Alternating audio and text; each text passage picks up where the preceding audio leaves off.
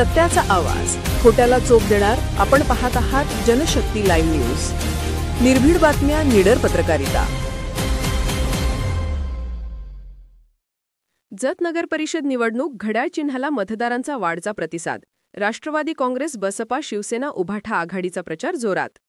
जत नगर परिषद निवडणुकीत राजकारण तापले असून राष्ट्रवादी काँग्रेस पार्टी, बहुजन समाज पार्टी आणि शिवसेना उभाठा आघाडीने आपला प्रचार आणखी गतिमान केला आहे. आघाडीचे नगराध्यक्षपदाचे अधिकृत उमेदवार श्री सुरेशराव शिंदे उर्फ सरकार यांच्या नेतृत्वाखाली सर्व प्रभागातील उमेदवार मतदारांशी थेट संवाद साधत आहेत. गेल्या काही दिवसांपासून आघाडीच्या प्रचाराला शहरभर चांगला प्रतिसाद मिळत असून अनेक भागात पदयात्रा, लहान सभांद्वारे आणि घरदार संपर्क मोहिमेत नागरिक मोठ्या संख्येने सहभागी होत आहेत. जतकरांचा स्वभाव, प्रेम आणि केलेल्या सहकार्याचे ऋण कधीही न विसरणारी ही परंपरा असल्याचा उल्लेख करत आघाडीच्या कार्यकर्त्यांनी मतदारांचे आभार मानले. ज्यांनी जतवासियांना आधार दिला त्यांच्याशी जतकरही निष्ठा राखतात, असे स्थानिक पदाधिकाऱ्यांनी सांगितले. याच भावना लक्षात घेऊन जतकरांचे कुटुंब प्रमुख आणि लोकनेता म्हणून ओळखले जाणारे सुरेशराव शिंदे सरकार यांच्याभोवती मतदारांची एकजूट दिसत असल्याचा आघाडीचा दावा आहे.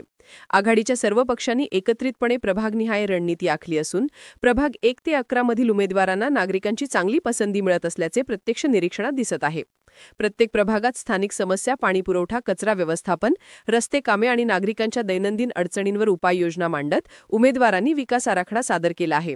आघाडीच्या वतीने जाहीर केलेल्या निवेदनात सांगण्यात आले आहे की जत शहराचा सर्वांगीण विकास, स्थिर नेतृत्व आणि लोकाभिमुख निर्णय क्षमतेसाठी घड्याळ चिन्हच योग्य पर्याय आहे.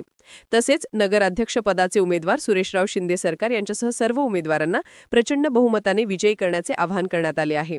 जत शहरातील प्रमुख चौक, बाजारपेठा आणि प्रभागात प्रचार फेऱ्यांमुळे निवडणूक वातावरण अधिकच रंगतदार झाले आहे. सर्वच पक्षांनी जोरदार मोर्चे बांधणी केल्याने आगामी काही दिवसात चुरस अधिक वाढण्याची शक्यता आहे. मतदारांच्या वाढत्या सहभागामुळे निवडणूक अधिक रोचक बनली असून आघाड्यांमध्ये रणनीती आखण्याची चढाओढ सुरू झाली आहे. जनशक्ती लाईव्ह न्यूज चॅनलला लाईक करा, शेअर करा आणि सबस्क्राईब करा.